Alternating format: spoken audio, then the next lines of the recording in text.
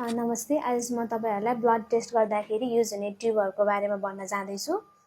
फर्स्टमा चाहिँ मसँग यो पर्पल क्याप भएको इडिटे भाइल छ। यसमा चाहिँ एन्टिकोगुलेन्ट इडिटे भन्ने युज हुन्छ, जसले गर्दाखेरि चाहिँ ब्लड सेल्सहरुलाई चाहिँ टुक्रिन दिँदैन। यो भाइलहरु चाहिँ हामीले प्राय सीबीसी टेस्ट, मलेरियल प्यारासाइट्स, एचबीओएनसी टेस्टहरुको लागि चाहिँ हामीले यो भाइल युज गर्छौं। सेकेन्डमा चाहिँ मसँग यो सोडियम फ्लोराइड ट्युब छ, जसमा चाहिँ सोडियम फ्लोराइड युज भएको हुन्छ, जसले गर्दाखेरि चाहिँ ग्लुकोजलाई स्टेबल राख्न हेल्प गर्छ, ग्लुकोज मोलिक्युल्सलाई प्रिजर्भ गर्छ। यसबाट चाहिँ हामीले अब sugar random, sugar fasting, PP जुनसुकै पनि टेस्ट गर्न मिल्यो। अर्को चाहिँ यो येल्लो कलरको क्याप भएको ट्युब, यसलाई चाहिँ जेल भाइल या क्लट एक्टिभेटेड ट्युब पनि भन्छ।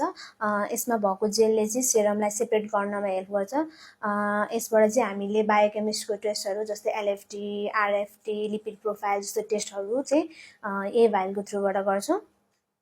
नेक्स्टमा चाहिँ यो ब्लू कलरको क्याप भएको ट्युब छ, यसलाई चाहिँ सोडियम सिट्रेट भाइल पनि भनिन्छ।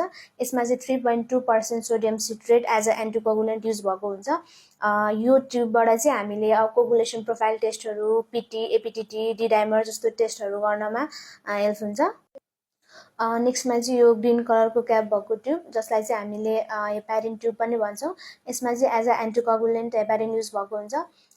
यो ट्युबको हेल्पबाट चाहिँ हामीले अब आर्टेरियल ब्लड ग्यास एनालाइसिसहरु, त्यसपछाडी क्यारोटाइपिङ, आइजीआरए टेस्ट जस्तो टेस्टहरु गर्छौं। लास्टमा चाहिँ यो रेड कलरको ट्युब, जसलाई चाहिँ प्लेन भाइल या क्लट एक्टिभेटेड ट्युब पनि भनिन्छ।